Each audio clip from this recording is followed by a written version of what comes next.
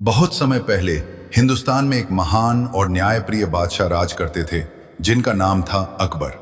उनका दरबार पूरे देश में न्याय और बुद्धिमानी के लिए प्रसिद्ध था।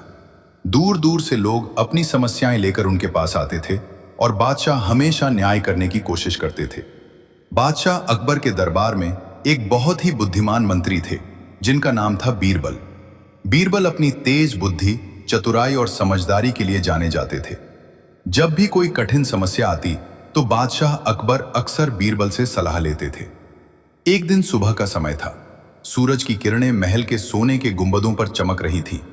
दरबार सज चुका था। मंत्री, सैनिक और दरबारी अपनी अपनी जगह पर बैठे थे।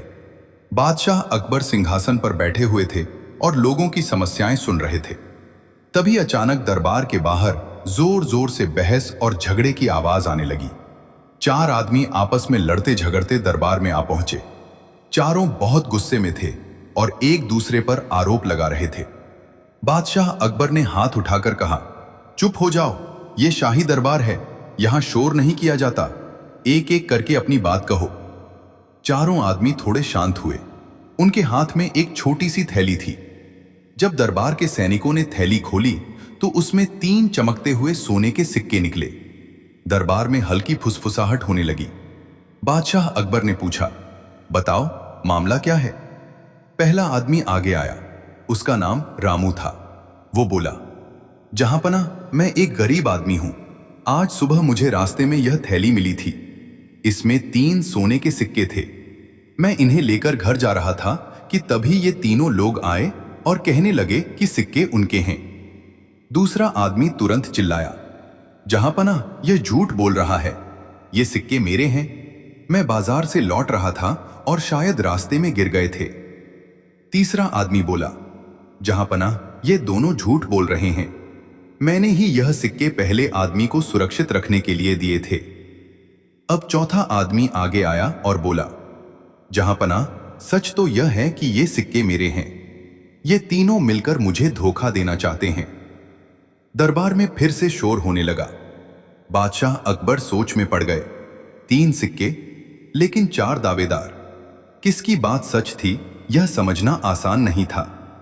कुछ देर तक अकबर ने चारों की बातें सुनी, लेकिन हर आदमी अपनी बात पर अड़ा हुआ था। तभी दरबार में हल्की हलचल हुई।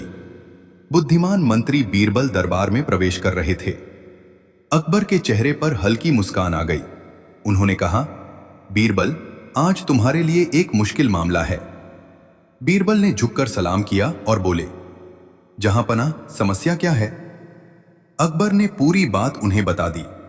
बीरबल ने चारों आदमियों को ध्यान से देखा। उनके चेहरे, उनकी आवाज और उनके व्यवहार को गौर से परखा। फिर बीरबल मुस्कुराए। उन्होंने कहा, जहांपना, अगर आप अनुमति दें तो मैं इस समस्या का हल निकाल सकता हूं। अकबर बोले, जरूर बीरबल, हम भी देखना चाहते हैं कि तुम इस पहेली को कैसे सुलझाते हो। बीरबल ने चारों आदमियों से कहा, तुम सब कल सुबह फिर से दरबार में आना।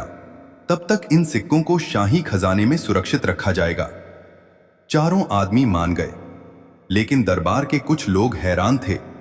उन्हें समझ नहीं आ रहा था कि बीरबल ने फैसला तुरंत क्यों नहीं किया। बीरबल के चेहरे पर हल्की मुस्कान थी।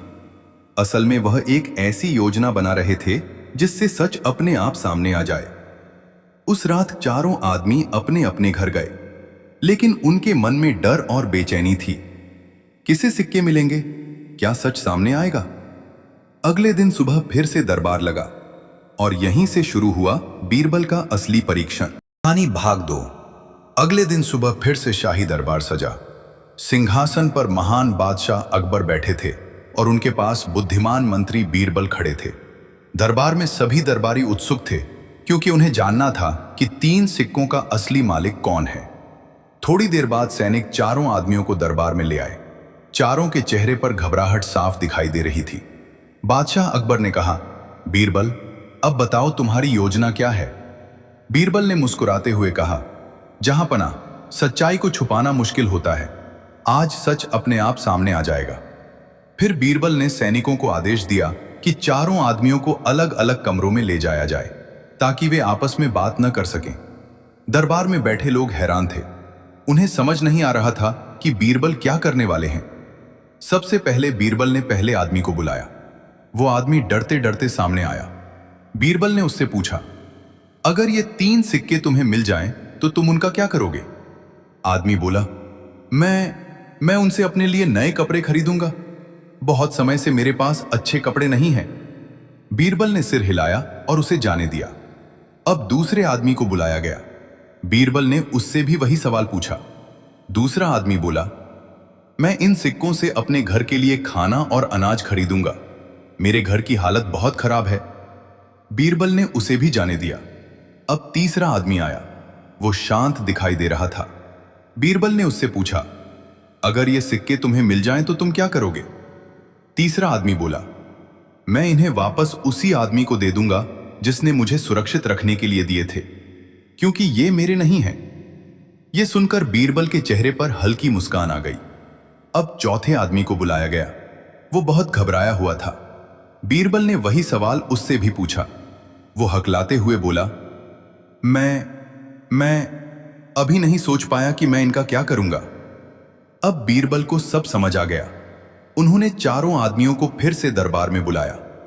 दरबार में सन्नाटा छा गया। बीरबल ने बादशाह अकबर से कहा, जहां पनाह, मुझे असली मालिक मिल गया है। अकबर ने उत्सुक होकर पूछा, कौन है वो? बीरबल ने तीसरे आदमी की ओर इशारा करते हुए कहा, यही व्यक्ति सच्चा है।